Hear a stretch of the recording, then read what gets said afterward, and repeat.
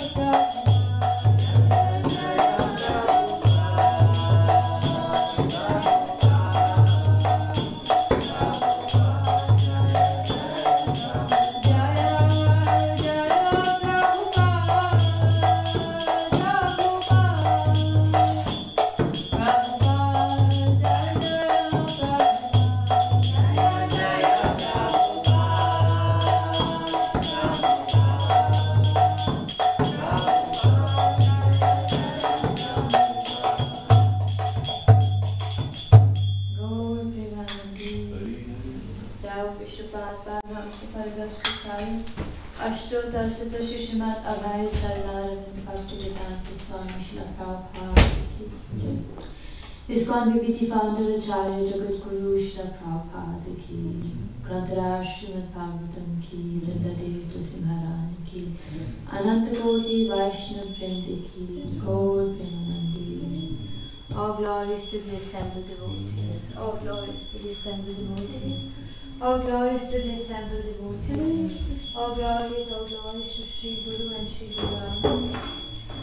All glories to Srila Prabhupada. Nama Om Vishnu Padam Krishna Prishthaya Bhutale Srimati Bhaktivedanta Swami Niti Namane Namaste Saraswati Devi Gauravani Prasada Devi Shesha Shrivani Prasada Srila Prabhupada ki. Om Namo Bhagavate Vasudevaya.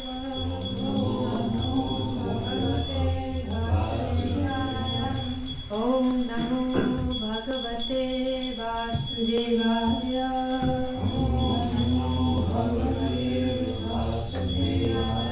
Om Namo Bhagavate Vasudevaya. Om Namo Bhagavate Vasudevaya. Narayanam Namaskritam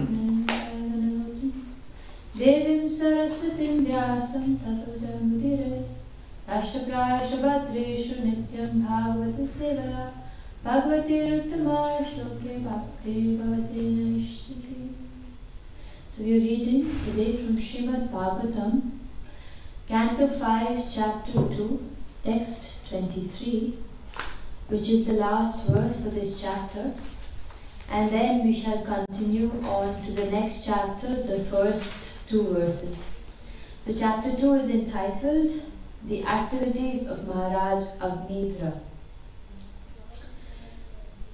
So the verse is in prose format, so I'll just read through it and then we can go through the word-to-word meaning together.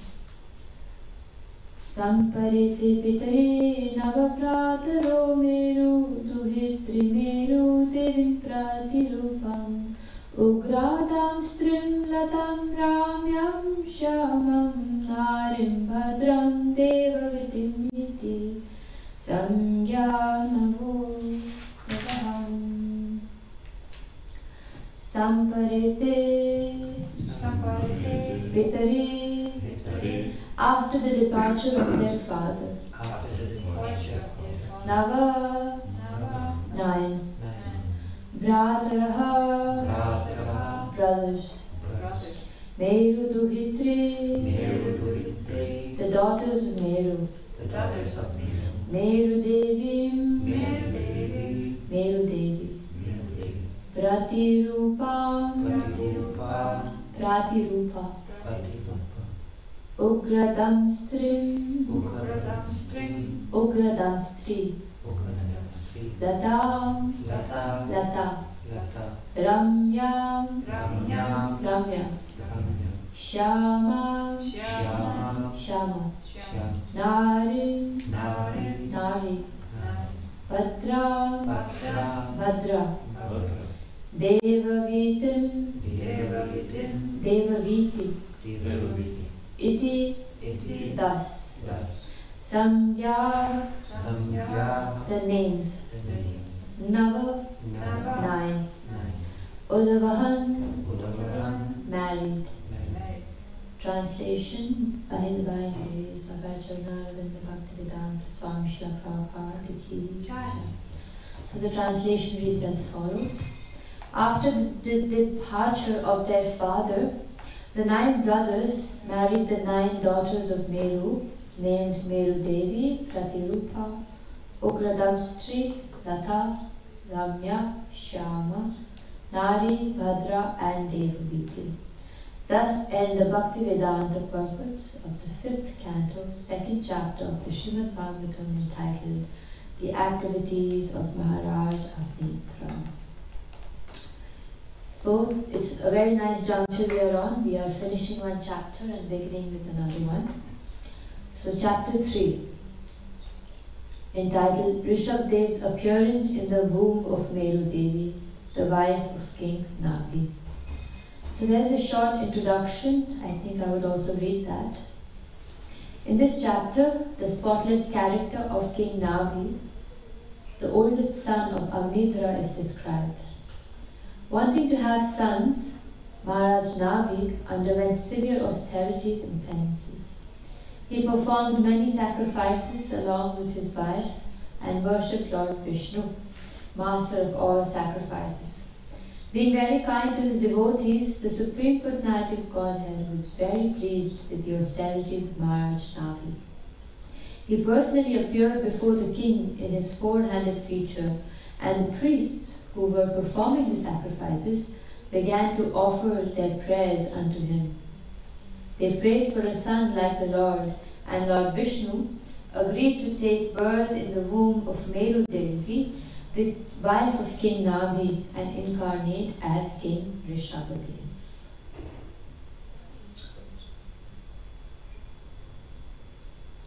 So today we shall be covering text 1 and 2.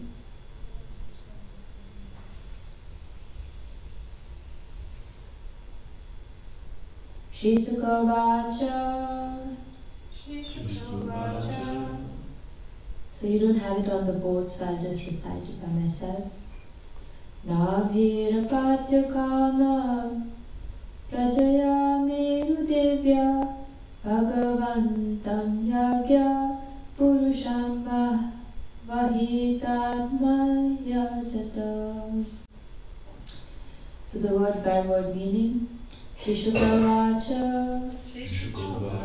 Sukadev Goswami said, Nabhi, the son of Maharaj Agnidra,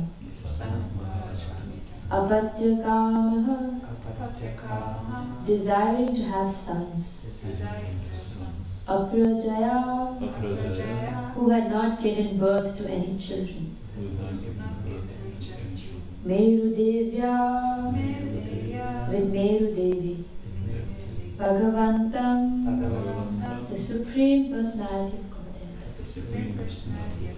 Yagya Purusham, Lord Vishnu, the master and enjoyer of all performance of sacrifice, Avahita Atma, with great attention, Ayajata, offered prayers and worship. Translation. Sukadev Goswami continued to speak. Maharaj Nabhi, the son of Agnidra, wished to have sons, and therefore he attentively began to offer prayers and worship the Supreme Personality of Godhead, Lord Vishnu, the master and enjoyer of all sacrifices. Maharaj Nabhi's wife, Meru Devi, who had not given birth to any children at that time, also worshipped Lord Vishnu along with her husband. So now we will move on to text 2, which actually has a purport. And the prose is very long, so I will skip it. And also the word by word meaning is very long, so we move directly to the translation. Translation. In the performance of a sacrifice, there are 7 transcendental means to obtain the mercy of the Supreme Personality of Godhead. First, by sacrificing valuable things or eatables. Second, by acting in terms of place. Third, by acting in terms of time. Fourth, by offering hymns. Fifth, by going through the priest. Sixth, by offering gifts to the priests. And seventh, by observing the regulative principles. However, one cannot always obtain the Supreme Lord through this paraphernalia. Nonetheless, the Lord is affectionate to his devotee. Therefore, when Maharaj Nabhi, who was a devotee, worshipped and offered prayers to the Lord with great faith and devotion, and with a pure, uncontaminated mind, superficially performing some yajna in the line of pravargya, the kind Supreme Personality of Godhead, due to his affection for his devotees, appeared before King Navi in his unconquerable and captivating form with 4 hands. In this way, to fulfill the desire of his devotee, the Supreme Personality of Godhead manifested himself in his beautiful body before his devotee. This body pleases the mind and eyes of the devotees. Purport. In Bhagavad Gita, it is clearly said, Bhaktya mamami janati yavan yashtasmi tatvataha tato mam tatvato gyadva vishate tadanantaram. One can understand the Supreme Personality as he is only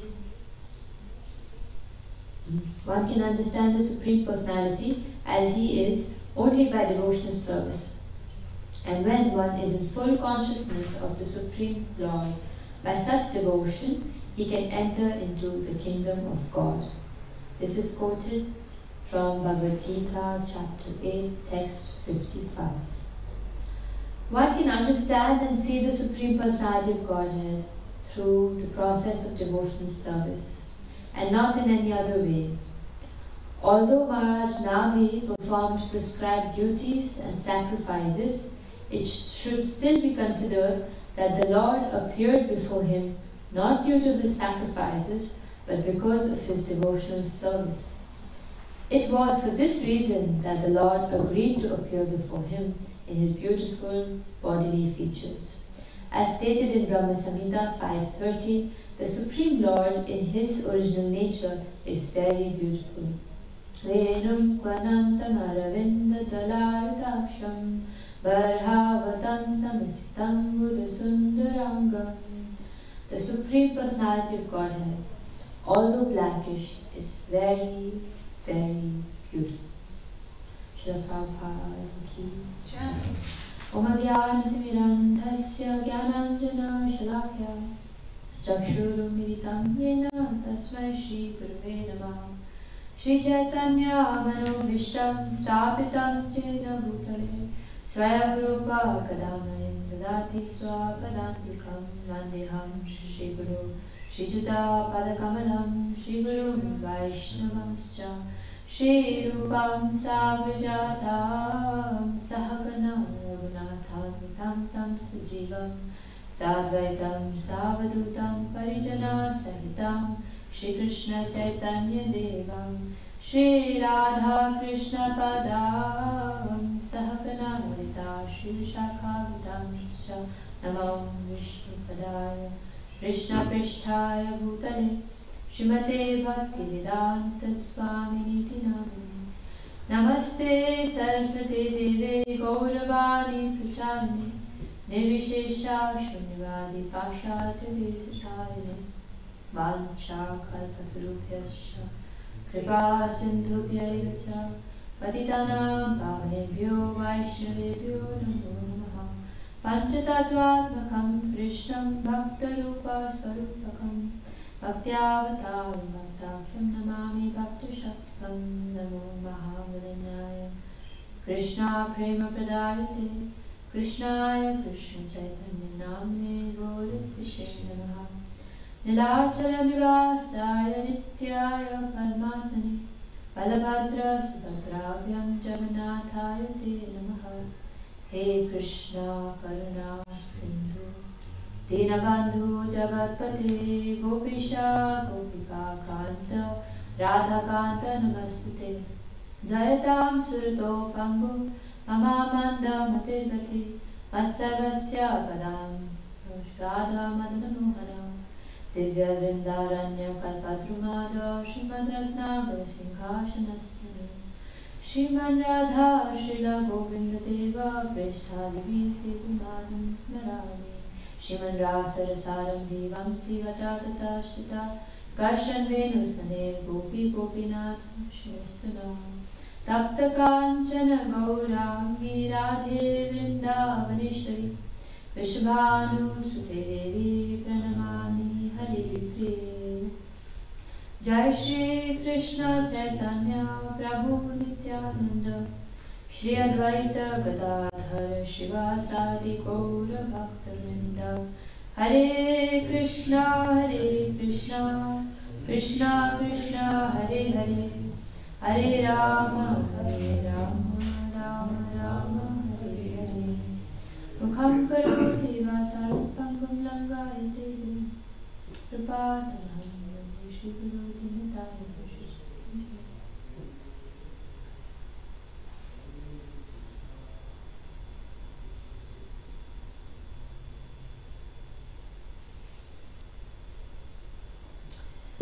So we are reading from Srimad Bhagavatam, Canto 5, Chapter 2, Text 23. I read the translation once again. After the departure of their father, the 9 brothers married the 9 daughters of Meru, named Meru Devi, Pratirupa, Ugradam Stri, Latha, Ramya, Shama, Nari, Bhadra, and Devviti. And text, Chapter 3, Text 1 and 2. Sukadeva Goswami continued to speak. Maharaj Nabi, the son of Agnitra, wished to have sons, and therefore he attentively began to offer prayers and worship the Supreme Personality of Godhead, Lord Vishnu, the master and enjoyer of all sacrifices. Maharaj Nabi's wife Meru Devi, who had not given birth to any children at that time, also worshipped Lord Vishnu along with her husband. Text 2. In the performance of a sacrifice, there are 7 transcendental means to obtain the mercy of the Supreme Personality of God. By sacrificing valuable things or eatables, by acting in terms of place, by acting in terms of time, by offering hymns, by going through the priest, by offering gifts to the priest, and by observing the regulative principles. However, one cannot always obtain the Supreme Lord through his paraphernalia. Nonetheless, the Lord is affectionate to his devotee.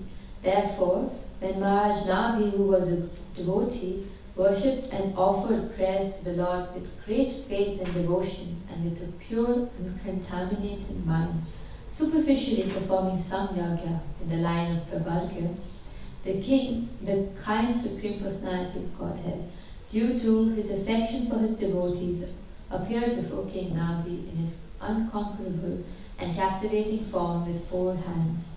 In this way, to fulfill the desire of his devotee, the Supreme Personality of Godhead manifested himself in his beautiful body before his devotee.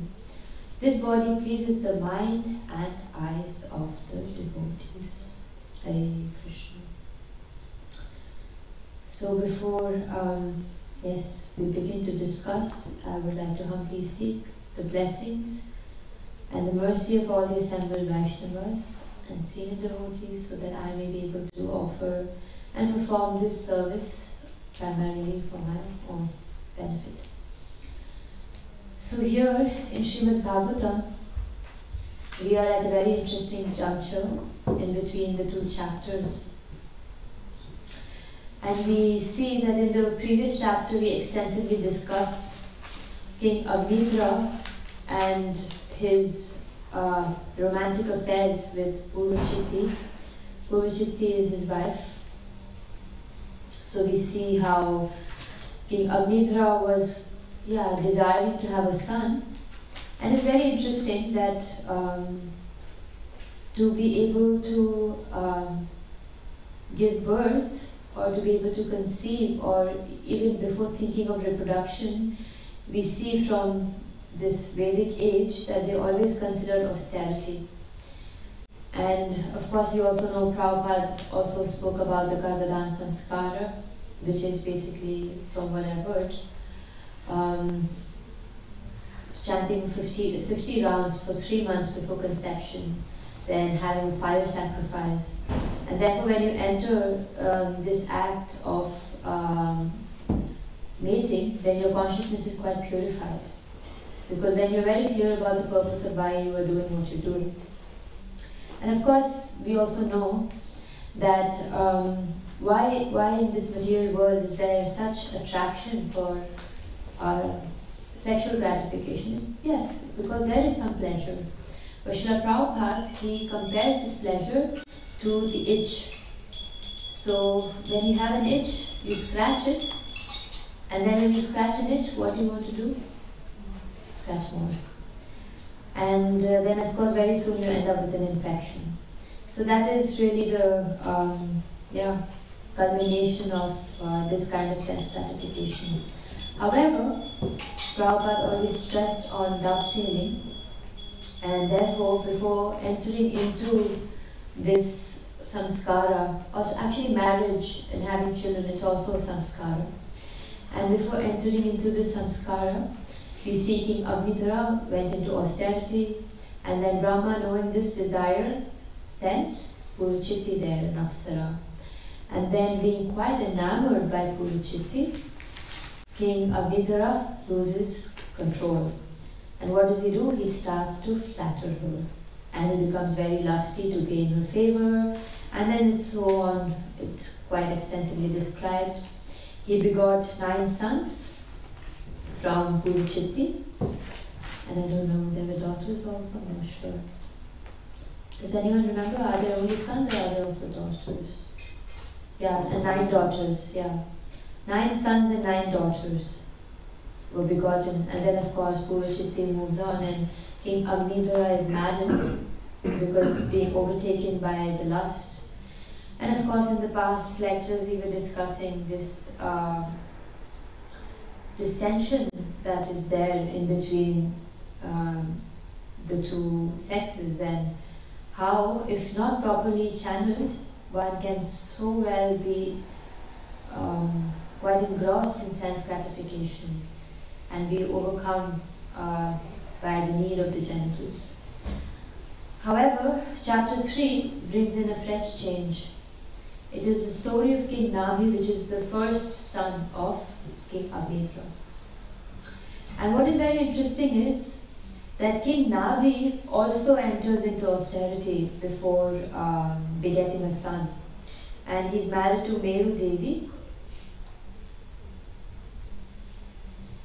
Actually, King Agnidhara had only 9 sons, and the 9 daughters are from Meru Devi, King Meru. And therefore the first daughter, Meru Devi, is married to King Nabi. And so King Nabi also enters into austerity with his wife, Meru Devi. And then who incarnates as their son? Rishabdev, the Lord himself. And the story of King Rishabdev is quite profound. Rishabdev came from Lapshi. Mm-hmm. Yeah. And what I found, which really struck me, is that I see the contrast here actually. When Agnidhara was desiring a son, he entered into austerity, and then his lustful demeanor is described in relation to Puruchitti. Whereas King Nabi also desired a son, also entered into austerity, but he begot the Lord as his son.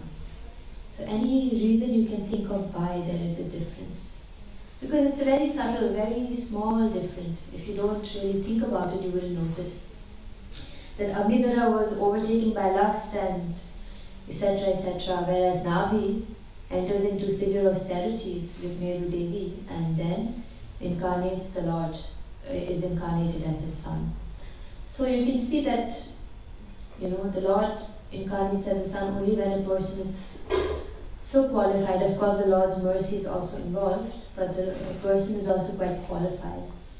So maybe you can think of any difference in Agnidhara's and King Nabi's approach to this. Why do you think it was different, the outcome? You can speculate. You probably mentioned already it was more about, in Agnida's case, that it was more about his sense gratification or about him, and King Nabi and his wife wanted actually to have Krishna's centers there. Yeah. Srimad Bhagavatam in the beginning, the chapter, it states that he also just wanted sons. I think the lust must be there, but it got provoked upon seeing Puruchitti. So it's not like he was going into it primarily thinking of sex desire. His primary aim was also to beget a son. Same like King Nabi. It's very subtle actually, the difference. Yes? Actually, it's Satya Bhaktya Vatsalaya. That because he had bhakti, therefore the Lord appeared to him. Very nice, yes. This is one quality of King Nabi. And of course, it's not something very clearly delineated by Srila Prabhupada, but also Prabhupada encouraged us to think. So if you think of it deeply, and I also believe that as individuals we just don't read the Shastra, we study the Shastra. And therefore we also try and understand the inner meaning given by the Shastra, because every word, its placement, especially in Sanskrit, is of great significance. So this is what I could think of. I don't know if this resonates with you. But King Agnitra, when he also entered, of course, into a cave to perform austerities, but then it is described that he was overtaken by lust.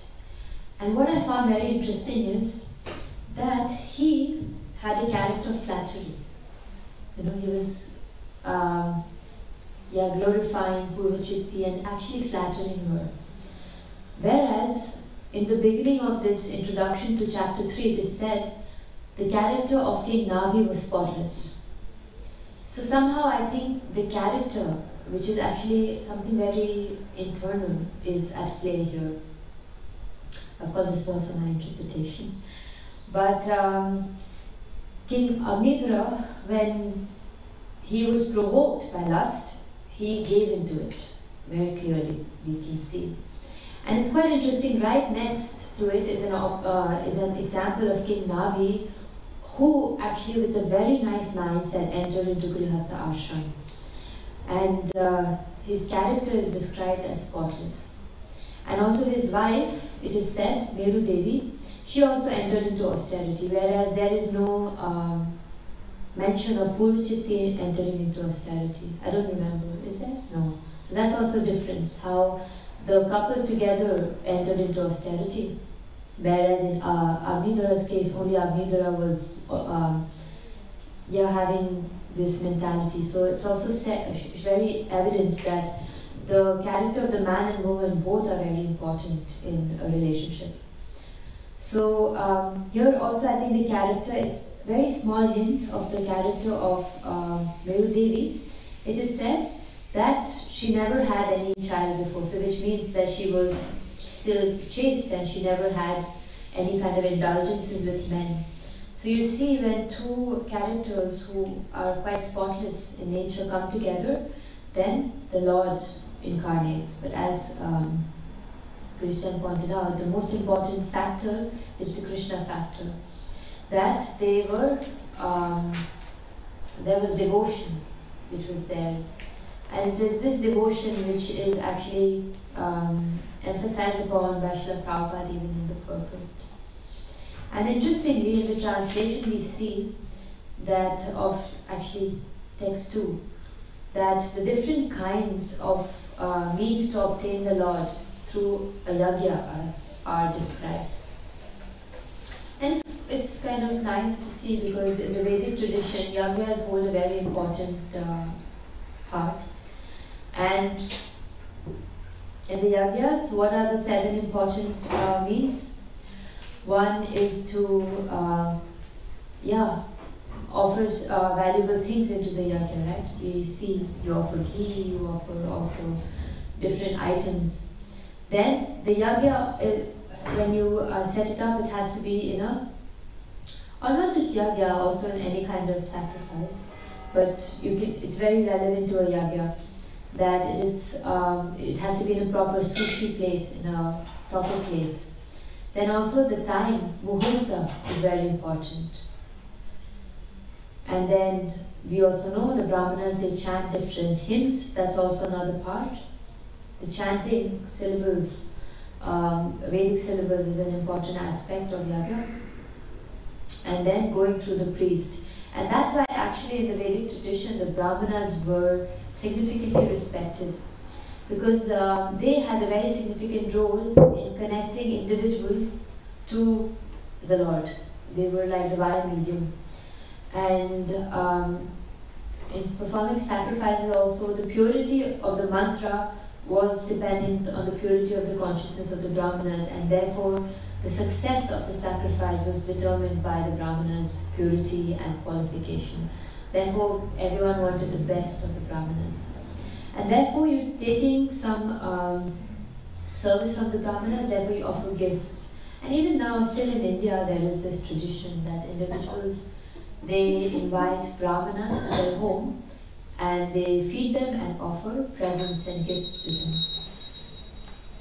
Jai Shri Shri Jagannath Baladev Subhadra Maharaj Ki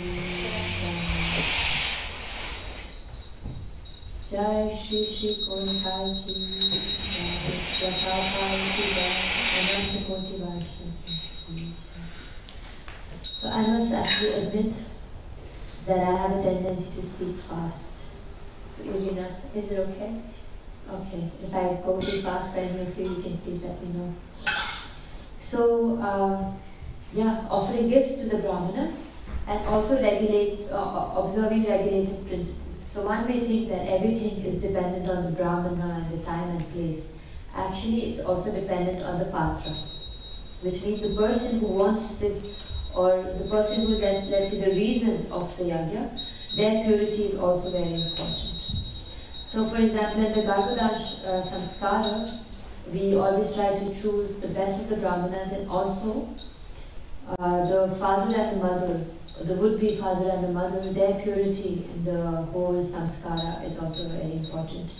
And therefore it is said that before conception you chant, then you have the yajna, and then only you think about or proceed with conception. So that being said, these are some technical details, but I was hoping what we could really discuss today is the very importance of the Lord's beauty. And I think what is very significant is how Srila Prabhupada describes that one can understand and see the Supreme Personality of Godhead through the process of devotional service and not in any other way.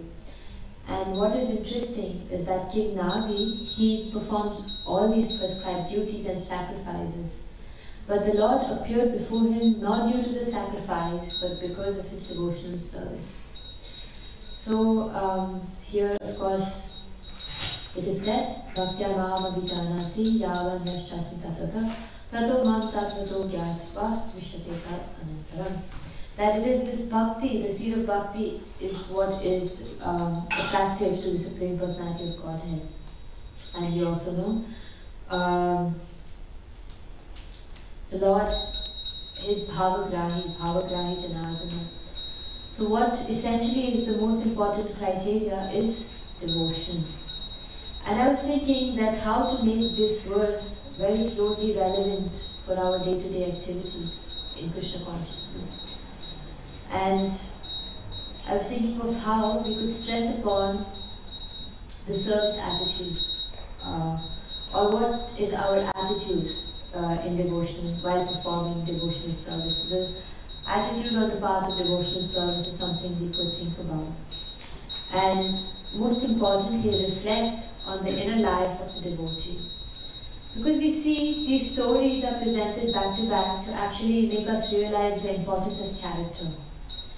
Because externally we can be dressed very nicely as a devotee.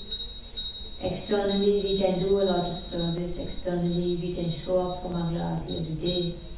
Externally we can distribute books, go out on Harinam, and give an impression that we are very well situated devotees. But what really is important is the inner life. Externally we can also appear to be very humble. Externally we can appear to be very polite. Externally we can appear to be very shy and not wanting any attention, not wanting any praise. But it is for us as devotees to reflect on our inner life, that internally what is my state? Internally, how much am I hankering for these material benefits? How much am I hankering for sense gratification? Internally, how much am I really devoid of attraction to the opposite sex? So these are questions we can really reflect on. And this is the power of introspection, actually. Because we see that to build a proper character on the path of Krishna consciousness is very, very important. And we see the example of Agnidhara and Purvachitti in contrast to Nagi and Meru Devi. That externally they were both doing the same thing, isn't it? They were both performing austerities to beget a son, but the end result is very different. I mean, not to say that King Agnidhara did not have good progeny, he did, because these are all very special personalities. But Srimad Bhagavatam has a very significant role in its subtleties in teaching us what we need to learn. And therefore, character building is something which we can really take to heart when reading Srimad Bhagavatam. And recently I was listening to a lecture by His Holiness Radhanath Maharaj. And in this lecture, Radhanath Maharaj was saying that we all aspire for going back to Godhead. We all aspire for the spiritual kingdom. But do you know when exactly do we achieve the spiritual kingdom? Do you have any guesses? When do you achieve the spiritual kingdom? It's in Krishna's hands. Yes, that's a very Krishna conscious answer. It's in Krishna's hands. But sometimes sometimes one may think at death, no? Like when you're about to leave the body, and then if you have served well, you can think that you will achieve the spiritual kingdom. But Bhagavatam also mentioned that before going to spiritual world, we should take birth with Krishna before his pastimes in this universe, and after we develop some more attraction, more love to him, when we become more ready, we can go to spiritual world. It's a greater process, it's not just from here straight go to spiritual world. I mean, if you have the mercy of Srila Prabhupada, that's also possible, then you can straight go. But then, the point I was trying to explain. Yeah, I was thinking about, actually we enter the spiritual kingdom when we enter pure devotional service. Yeah, and that very closely resonates with what Radhanath Maharaj was saying. That he was saying that you attain the spiritual, or you achieve the spiritual kingdom not at the time of death, but in this life. So which means that we have also these books, right? A lifetime of preparation. So you can be in the spiritual kingdom now. And what is the determining factor? Our purity on the path of devotional service. And of course, when I'm reflecting on this, I'm definitely preaching to myself that this chance that we've got is so rare. And of course, in the Bhagavad Gita, chapter 7, I think it's text 14, if I'm not wrong, or 13. Devi esha gunamai mama maya durata mami vayapanyati ayametam tarantite.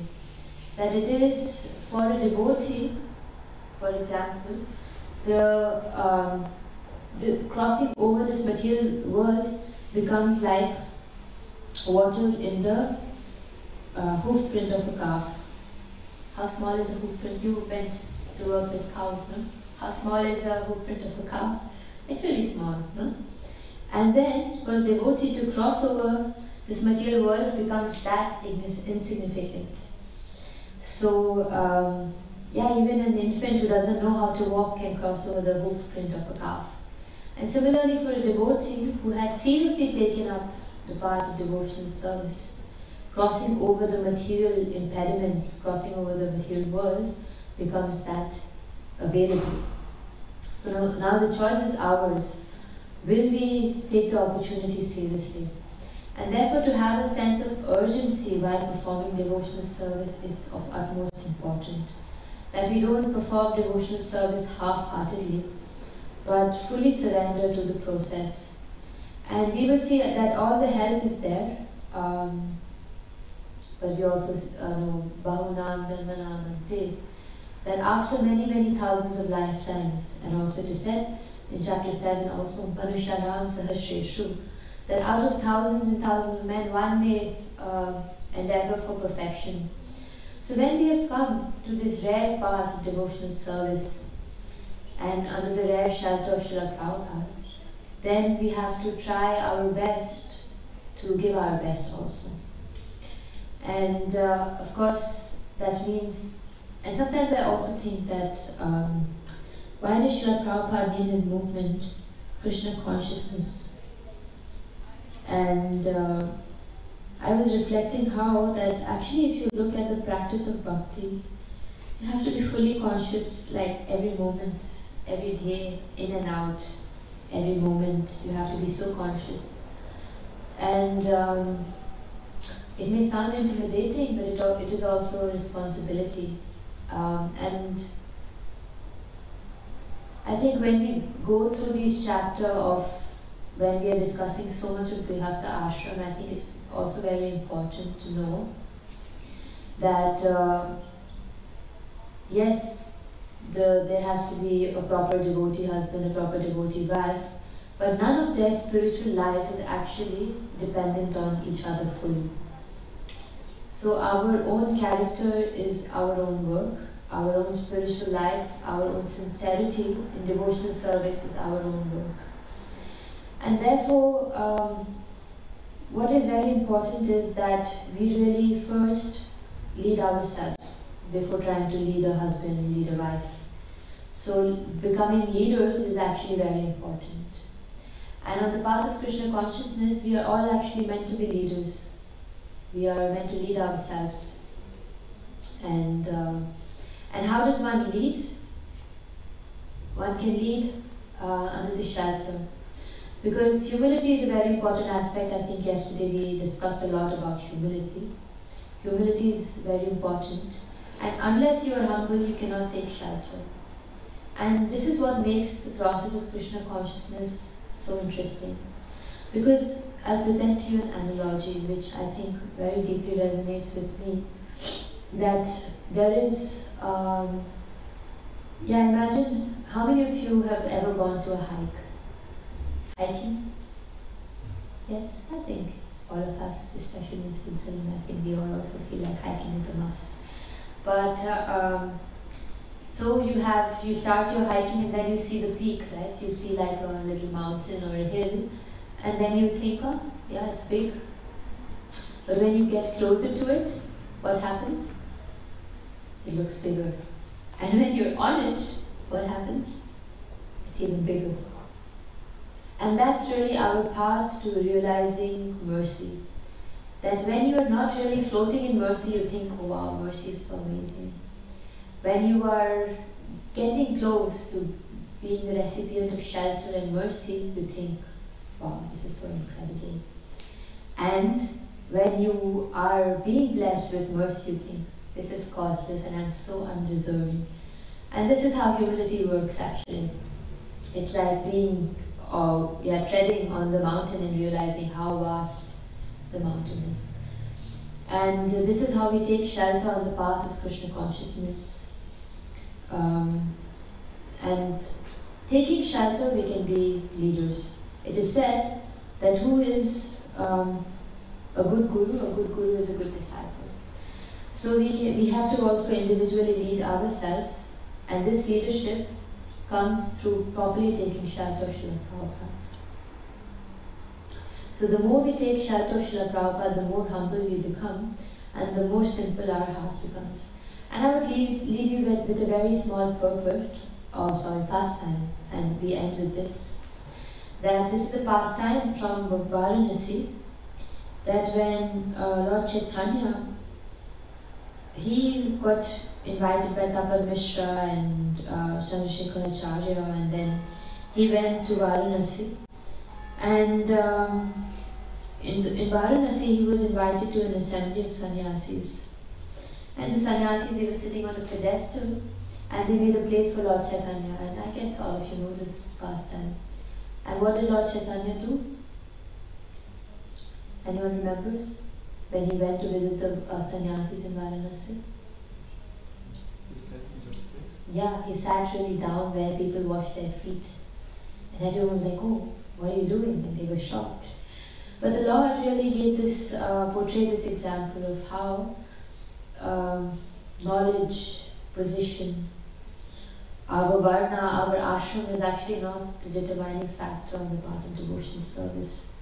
It is devotion itself. And this bhakti is the thing that really leads to bhakti.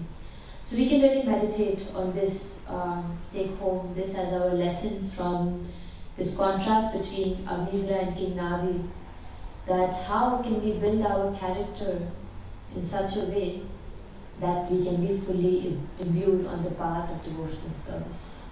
So thank you very much. Hare Krishna, Krishna Krishna, Hare Hare. Hare Ram, Hare Ram, Ram Ram, Hare Hare. Srila Prabhupada ki jai.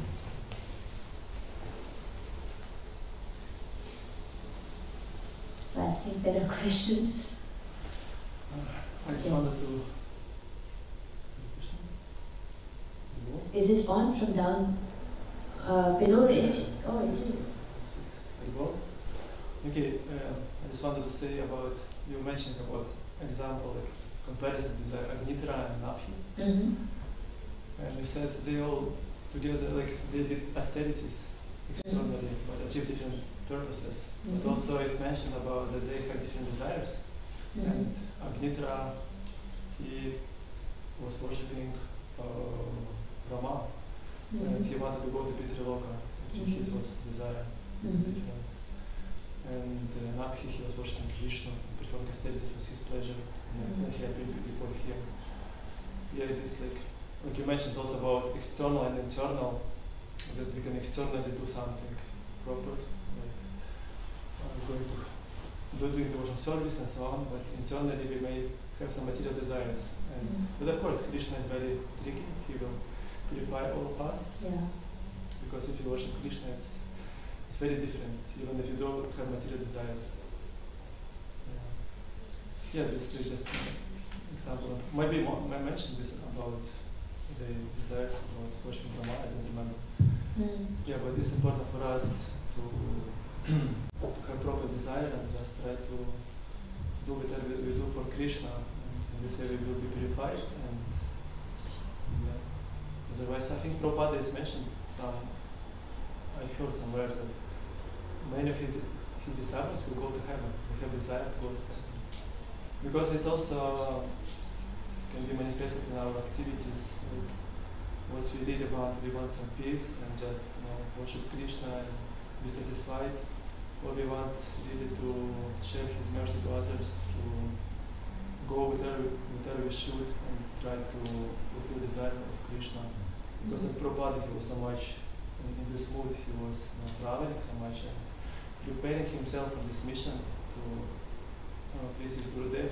He wasn't just satisfied in just open some mat and be there and worship Krishna and give some lectures. Because he had higher desire. Yeah, just what I wanted to share. Very, very significant points you made. Thank you. Yeah, and unfortunately the mic is not working, so maybe some devotees hearing online missed it out. But I mean, I was just thinking of this thing that Keshav Maharaj often says, being comfortable with the uncomfortable. As devotees, we don't want to be comfortable actually. Because Srila Prabhupada didn't want to be comfortable, and we are Prabhupada Anukas. So we don't look for comfort, we look how to progress on a personal level, but also help the others progress in Krishna consciousness, become related to Krishna. And like you said, I found very nice this internal factor and how you connected it with our inner desires, on the practice of bhakti. And I was thinking yesterday, I'm reading now that Karmi book called How to Love a Porcupine. And it's nice in the sense, I mean, of course, sitting on the Vyasasana, I don't want to promote a book which is not by Srila Prabhupada. But this book actually I'm reading is more, working on myself. And this is talking about, the porcupine. Everybody knows what's a porcupine? Was das auf Deutsch? Stachelschwein. Huh? Oh, Stachelschwein. Okay. It's an animal that has so many. It's like this spiky animal. And it's like this big. Yeah. It's like Like needles. Veggies. What's it in English? Porcupine. This is Oh, hedgehog. No, Because usually it's small. hedgehog No, is hedgehog is different. It looks like a hedgehog, but it has big spikes, Yeah. like many sharp spikes. You can Google it later. But basically it's an animal which is like, I call it a fat rat, like a big fat rat, but it has many spikes. And when it is in danger, it puts the spikes up, and if you touch it, you're really hurt and it can really damage you. And that's how it damages its enemies and whatever it's willing to hurt. And in this book, it talks about the human porcupines, you know. That sometimes, that sometimes we meet human porcupines and we ourselves are human porcupines. And this book talks about, you know, working on ourselves. And I think reading this book, two things were really coming to my mind. One is that we are so quick to judge, you know, the externals. Like if somebody is being like a porcupine with you, or however, you know, if somebody is being a certain way, we are so quick to judge that, okay, this is how the person is. But this book really kind of at least motivates me to go deeper, you know, that also have compassion. And the most important fact even in this book, which is not even written by a spiritualist in a way, talks about introspection. So we're basically on the path of bhakti. Introspection is a very, very important aspect to really reflect and not just be, you know, if everything is going right, who is this telling me? And if everything is going right, I get worried, you know.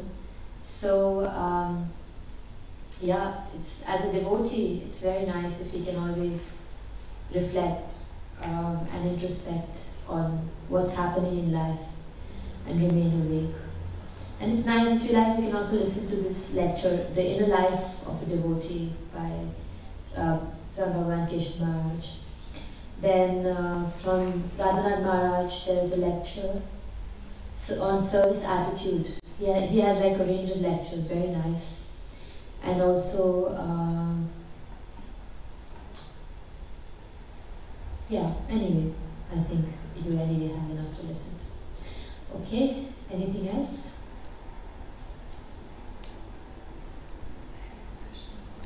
Mm-hmm. You want to ask him? Would you like to sing Jeev Java afterwards? Because when you mentioned actually we have to become conscious.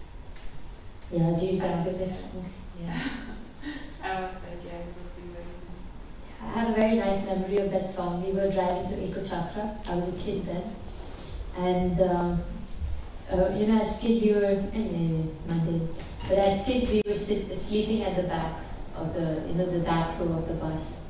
And then my temple president woke us up with this song, Jeev Java, Gora Chandra. So yeah, to really remain awake. So his point was that we are going to the dham, wake up, wake up. And even if you're a kid, doesn't matter, to just be alive and awake to the process of Krishna consciousness. Yes, we can sing. I mean, I don't want to hold everybody back, so we can just sing after. Okay, Granthara Srimad Bhagavatam ki jai, Shri Prabhupada ki jai, Ananta Koti Vaishnava ki jai. Shri Prabhupada ki jai.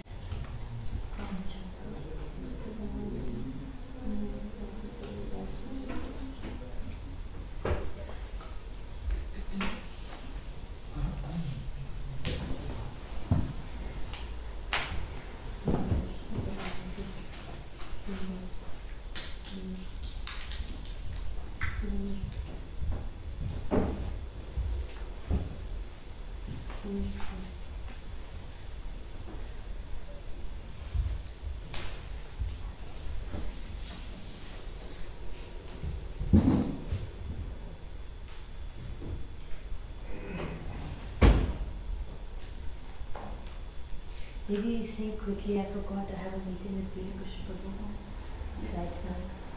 We sing quickly.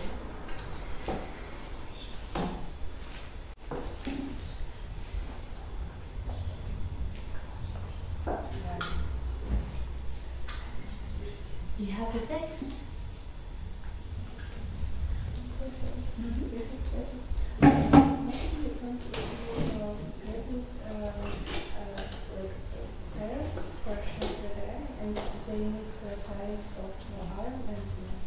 Okay.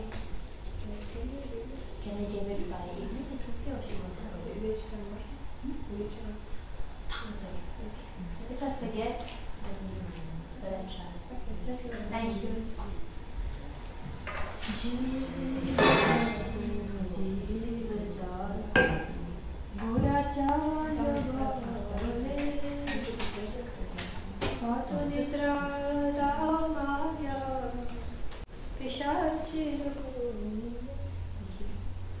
Want to read the translation? Then I get the kartas and then we quickly begin. Oh, I have kartas. Oh, you have, good. You want to read? You can take this, I can take it. Quran is calling, wake up sleeping souls, wake up sleeping souls. You have slept so long on the lap of the witch Maya. You came into this world of birth and death, saying, my Lord, I will certainly worship you, but you have forgotten this promise and remain in great ignorance. I have descended just to serve you. Accept me, who else is your friend? I have brought the medicine for destroying the illusion of Maya. Now pray this Harinama Mahamantra and take it. Kakura Bhaktivinoda fell at the lotus feet of Lord Gauranga, and after begging for the holy name, he received that Mahamantra.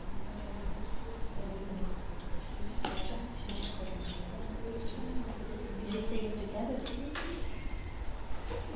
Or do you want to do call and response? How do you want together? Jiva jago, jiva jago, Gora chandra Patone jao maya, Vishani jao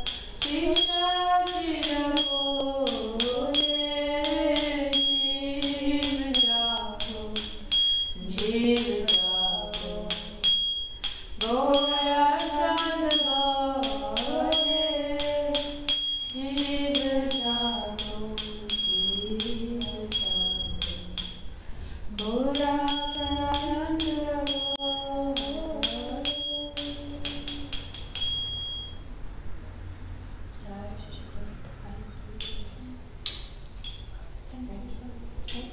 Very beautiful project. And thank you so much for your lecture. Thank you. Jir jago jir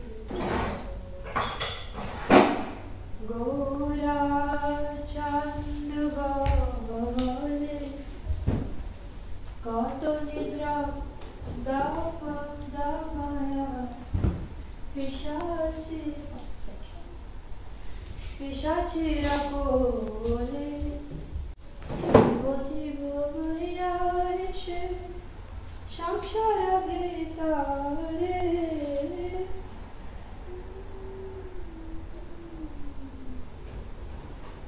I quickly take picture and I'll be there. Sorry.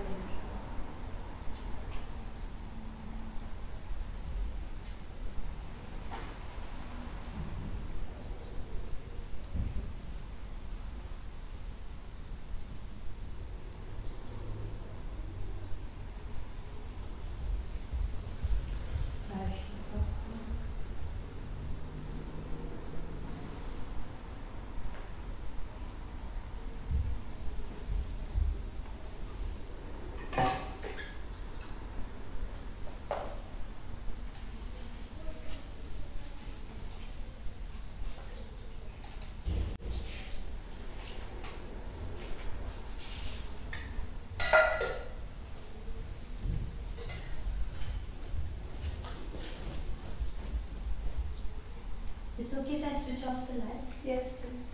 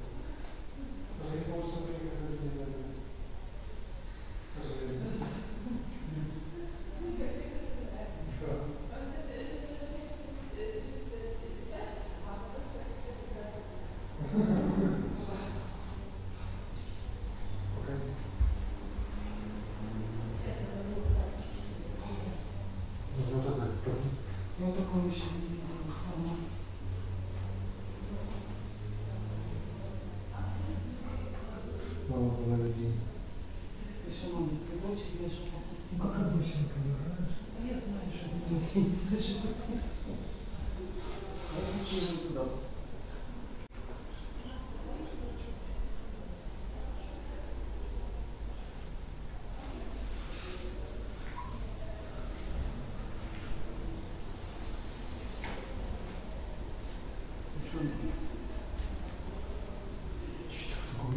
Нет. Чего не тихо? Ну, конечно, зеленый, да.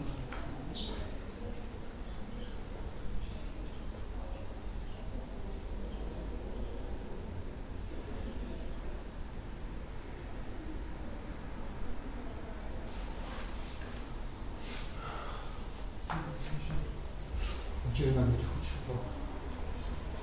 Не, нет, не так не очень. Что? Не очень. Да, чем не знаю. Сладкое, полезное.